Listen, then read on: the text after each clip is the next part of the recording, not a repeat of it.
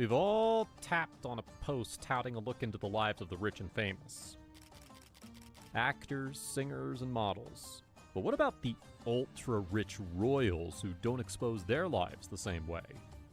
Today, we're giving you a look into the life of one of the world's richest royals, Sheikh Mohammed bin Rashid Al Maktoum, the ruler of Dubai. When you're the Vice President, Prime Minister, and Minister of Defense of the UAE, along with the ruler of Dubai, you're rolling in the kind of money most people have trouble even imagining. Sheikh Mohammed is among the richest royals in the world, with a net worth of around $14 billion. Now with that, you'd expect a pretty insane real estate portfolio. And you'd be right. The primary residence of the Dubai royal family is the Zabil Palace in Dubai, estimated to be worth around $500 million. It was built sometime in the 1960s and was designed by Otto Bollaert, who is also responsible for the famous Clock Tower and the Dubai Zoo. There's no way to know what the palace actually looks like from the inside, as it's guarded by high-tech security systems and hundreds of specially trained guards, making sure the public can't go beyond a certain point. But if you're dying to catch a glimpse, you can actually get a surface-level 30-minute tour of the surrounding area. Next, the Sheikh has a British empire of his own. When you're royalty, one palace just isn't enough, especially because the Sheikh's got 30 children from a series of wives.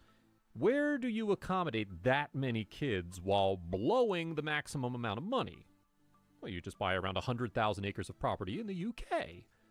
To put that into context, that's more than the actual Queen of England personally owns. His most well-known property is the Longcross estate in Surrey, valued at around $90 million. That pocket change for a man like the Sheikh. He ran into his fair share of planning issues with the sprawling estate. First, when he tried to install cabins for his servants without permission, and then when he set up a spiked metal fence without asking the people living nearby. It's also the most controversial estate, as it is the residence where the Sheikh's daughter Shamsa tried to escape her family over 2 decades ago. She was caught in Cambridge and has not been seen in public since then. That brings us to another one of the Sheikh's properties, Dalham Hall, where Shamsa was allegedly held before being sent back to the UAE. Dalham Hall, a huge 3,300-acre estate, was bought by the Sheikh in 2009 for about $55 million. It was once owned by Cecil Rhodes, the British industrialist who founded the diamond mining corporation De Beers.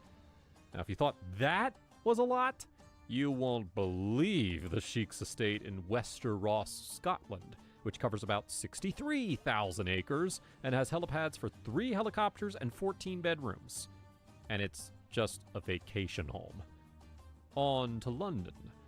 The Sheikh owns properties in some of the city's most exclusive neighborhoods, including Kensington, home to royalty, Knightsbridge, and Belgravia. He purchased a $20 million property in Belgravia's Eaton Square in 2013, which was part of the estate of the Duke of Westminster. To kick things up a notch, he even bought Rutland House in London's upscale Knightsbridge neighborhood, which boasts 6 floors, a pool, an aquarium, and a home theater, all for the price of around $75 million. There's no doubt about it, the Sheikh likes to live large. Sheikh Mohammed is one of the most influential figures in the world of horse racing and breeding. He is so passionate about the sport that he even admitted to spending all his money as a teenager on train tickets from Cambridge to Newmarket to watch horse races. He even launched the Dubai World Cup in 1996, which is held at the Maiden Racecourse with a prize of $12 million. The Sheikh has invested upwards of $720 million in horse racing in the form of studs and stables. He currently owns Darley Stud, the world's biggest horse breeding operation, which is headquartered at his estate in Surrey, Dalham Hall. Incidentally, Dalham Hall is also in Newmarket, widely regarded as the home of thoroughbred horse racing. Darley Stud, named after the Darley Arabian horse, also has locations in Ireland, the United States, Australia, and France. One of the Sheikh's biggest contributions to the sport is the founding of Godolphin, a thoroughbred horse racing stable named after the Godolphin Arabian horse. The stable has won over 5,000 races and several awards in G1 since it was founded. All the best racehorses from Darley Stud are transferred to Godolphin so they can be trained for competition. The Sheik also added to his horse racing portfolio by purchasing Moulton Paddocks, an additional training yard for Godolphin.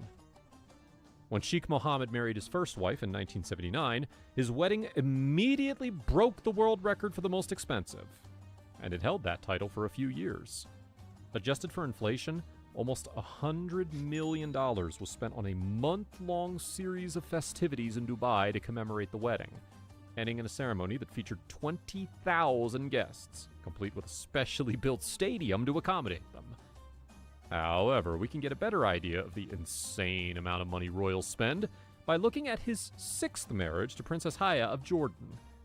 The pair got married in 2004 and divorced in 2019, which officially set the record for the most expensive divorce in history, coming in at a whopping $730 million. The court paid Haya $7 million for vacations and security costs till the year 2068. $2.5 million was paid just for kitchen renovations at her $140 million Kensington townhouse. Before the split, the numbers look even more shocking to us commoners. Sheikh Mohammed owns a $400 million yacht called Dubai, with 7 decks and enough space for 24 guests and 80 crew members, along with a fleet of private planes. During the marriage, Princess Haya was given $150 million per year to run her household, along with a tiny monthly allowance of $20 million as spending money. She shared the Sheik's love of horses, as she is an accomplished world-class equestrian herself.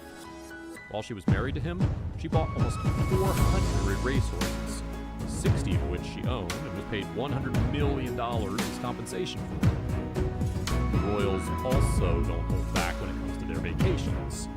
A trip to Italy for the summer set the Sheik back about $850,000, and just the hotel bill in Greece came up to $311,000. The couple's children, Zayed and Al-Jalaiha, also received an annual allowance of $15 million each. That's more than Bill Gates' kids will inherit. Princess Haya also enjoyed a jewelry collection worth $85 million during her time with the Sheik, and when they split, she was given $20 million for jewelry and $1.5 million for a couture wardrobe. Now that might seem like an incredible amount of money, but Haya's collection included just one diamond set, consisting of a necklace, ring, and earrings, valued at $1.5 million.